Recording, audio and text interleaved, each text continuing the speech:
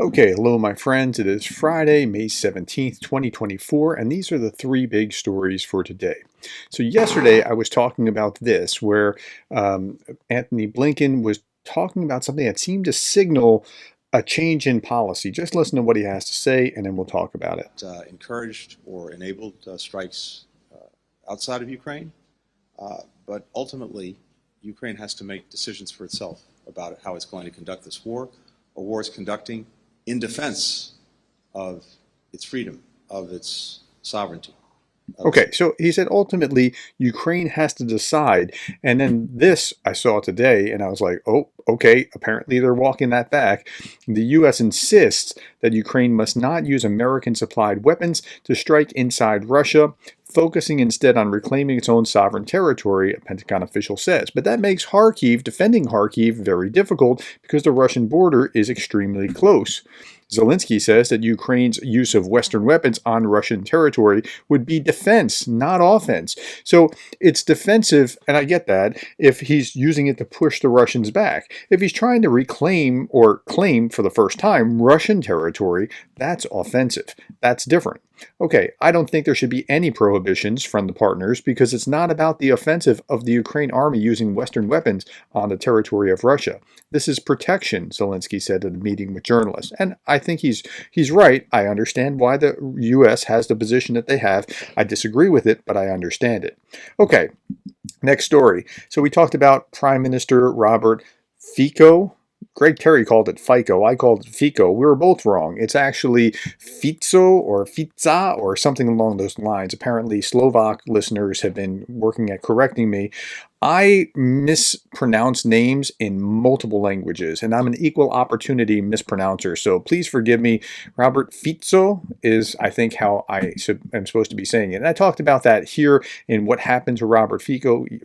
Fico. I said Fico over and over again. People are telling me, like, it's almost funny to hear you continue to say that, but I'm sorry. I'm just trying to report what I... So when you read it, it's different than when you hear it, so please forgive me. Okay. Now, with that as a backdrop, there was this interesting Lviv media forum yesterday.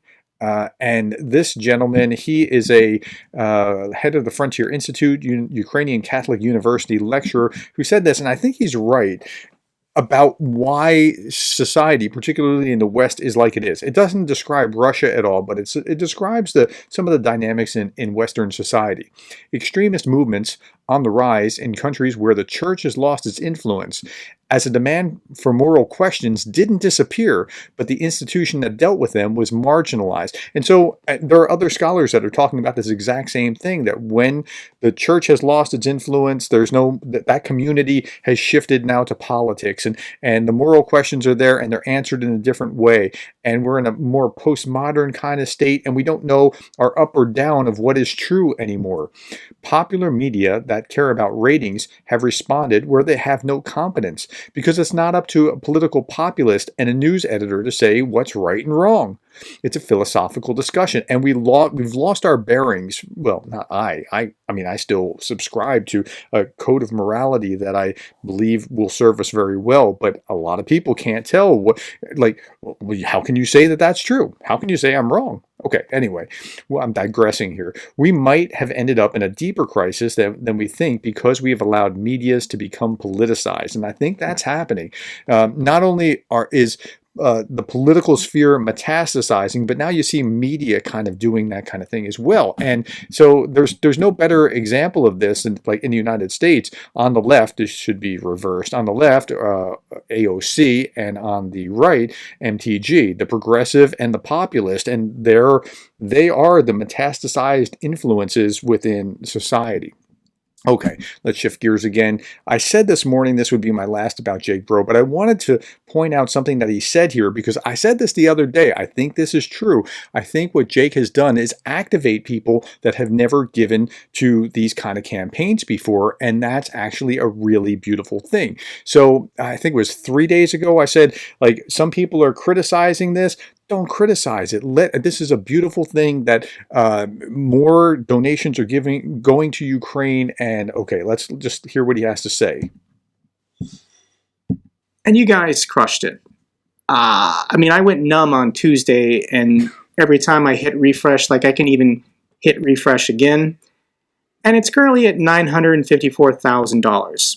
And this was yesterday afternoon, yesterday evening. He hit that $1 million mark at about 9:30 p.m. It was like 9:35 p.m. Eastern Standard Time. We will hit 1 million today. I'm pretty confident. If you haven't donated, if you haven't been a part of this yet, and you want to kick in $5 or $10, you can say you were part of the $1 million birthday fundraising campaign with the 69th Sniffing Brigade. 12. Anna from Ukraine put a tweet out that said, "Hey, Jake, thanks a million." Thought that was pretty clever. Okay, I'm sorry. I'm digressing again. 1,500 people donated. I've been blasted across all my social media with comments and messages and emails. My fingers hurt from trying to reply to so many.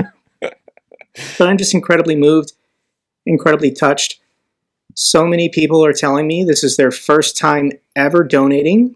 So, and this is what's really important. He has activated now people that have not donated in the past, and that's as useful as the monetary amount, because now more people are involved, and that's brilliant.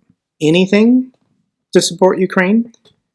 A lot of people saying it's their first time donating with a NAFO-related organization, such as the 69th Sniffing Brigade. This $1 million is going to make a difference. It's going to save a lot of lives.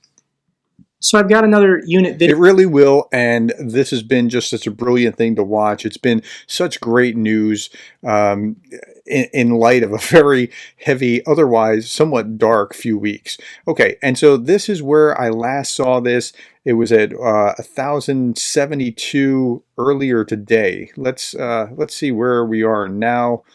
We are now at, come on, 1,100,376 from 72,000, 1,072,000. So yeah, it's still going up and going up. At the same time, I think this is well worth listening to. Listen to this. Shout out to Jake Broe and his community for that 1 million. Oh, it's still going. Let me refresh. Is it more? No, it stopped there for now. But I'm sure by the end of the stream, by the time I'm done updating you guys, and when I got to update, that thing might go up even more. But if you want to contribute to another one, so we can get on to our June patch, or actually maybe we can pull off 2 patches in 1 month. That would be cool. And we're on our 12th campaign. We did 2 dog tag campaigns to start 2023, and then we've done 10 patches since. So to start our 11th patch campaign, it'd be our 14th truck. This is our 13th truck overall. It'll be our 14th truck. And then we'll get that in June, and then in July. Okay, so is he drafting off of Jake Broe? Well, yeah, but so what? He's doing this for Ukraine. Like, this is awesome. He said this is his 12th campaign. This is his 10th patch and 12th campaign. So he's doing a world of good for Ukraine. So great. I mean, his point was that there are other campaigns going on. So here are the patches for Freedom Convoys campaigns right now. So you see the shills. They do great work. 15,000 euros out of 18,000. Then you see Mercado's, his 10th patch campaign right here. And you see War Translated, and they're working on this. And so is Ukraine Matters. So there are plenty of other, like, if you want to donate, there are all kinds of places to donate within NAFO. It's go to www.help99.co/patches, and you can donate to any of these. So last thing I want to leave you with is this.